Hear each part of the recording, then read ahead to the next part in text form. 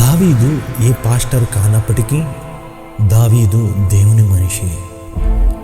ఆ రోజుల్లో దావీదు కేవలం ఒక గొర్రెల కాపరి. తను ఏ యాజకుడు కాదు, ప్రధాన యాజకుడు కాదు, ప్రవక్త కాదు, ఏ సువార్తికుడు కాదు, ఏ సువార్త ప్రకటించలేదు, అపోస్తలుల్లో ఒకడునూ కాదు.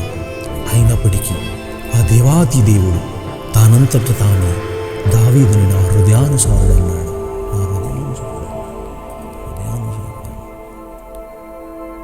దేవుడు మాట్లాడే అనేక రీతులలో సంగీతం కూడా ఒకటి. దేవుడు సంగీతం ద్వారా కూడా మాట్లాడతాడు. దావీదు వాయిద్యం వాయించినప్పుడు దేవుని ఆత్మ కదిలించబడి అనేక దురాత్మలు పారిపోయాయి. దావీదు వాయిద్యం వాయించినప్పుడు ఆ సంగీతం ద్వారా దేవుని స్వరము వెళ్ళి సౌలుతో మాట్లాడగా అతనిలోని దురాత్మ పారిపోయింది. దావీదు తన నోటితో ఏమి ప్రకటించలేదు, కానీ తన సంగీతం ప్రకటించింది.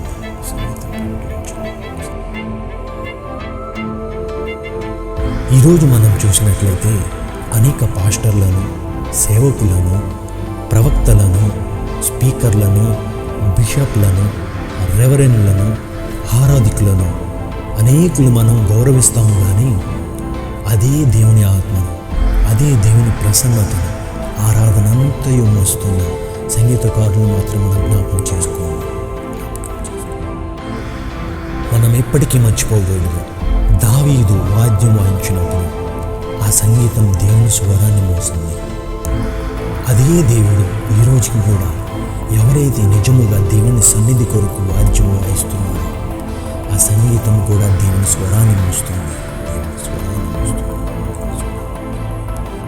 ఏ ఒక్క సంగీతకారునికి దేవుని చేత వాడబడటానికి ఏ పులిపీట అవసరం లేదు.